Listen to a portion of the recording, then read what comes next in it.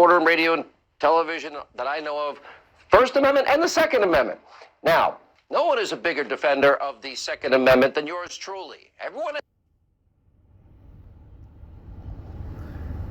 the right to protest, protect themselves, and try to get the country open. This, with the militia look here and these long guns, no.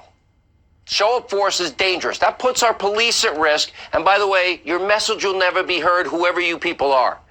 No one should be attempting to intimidate officials with a show of force. And God forbid something happens, then they're going to go after all of us law-abiding Second Amendment people. I had a carry permit my whole life. All right, now as we move forward, joining us now, right as we have time, Dan Bongino is with us, and also the author of the book, Thinking for Yourself in an Age of Unreason, Dave Rubin. Dan, you've been outstanding. I'm a big Second Amendment guy. Nobody's going to hear anybody if you bring those guns like that and tactical gear to a state house. And it's not safe for our police. And I'm a big believer. I have a right to carry. I've had it in 5 states.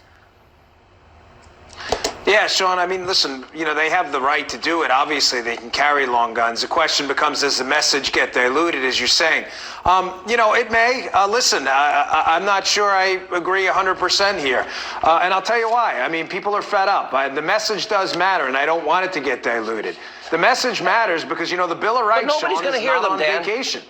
No, listen, I'm worried about the I don't cops disagree there. with you, but no, I understand. Listen, but you don't need to show force like this. This is bull. Media.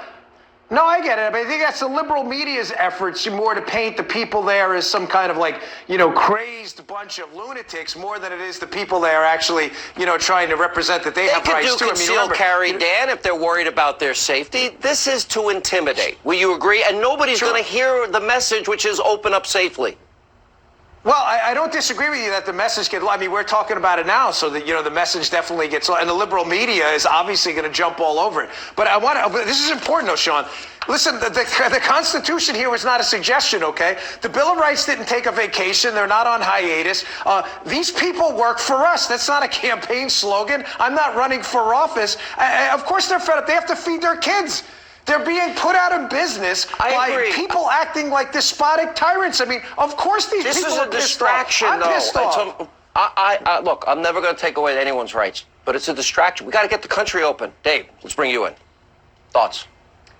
Yeah, I think you're both hitting good points here, right? The media, of course, if people show up at a state capitol or virtually anywhere else, even if they're legally doing it, if they have weapons in hand, we know what the media is going to do. On the other hand, people are fed up. Look, it's funny, Sean, I'm listening to your intro there. I've only lived in New York and California. I'm pretty sure I've made some mistakes along the way somehow, and I am rethinking some things. But the point is that if you live in Michigan and your governor is literally telling you can't plant seeds and you can't do landscaping in front of your house, I'm pretty sure people are going to start doing what they have to do, whatever that means. I mean, we're not Dave, by the way, that are trapped in little cages. We're humans.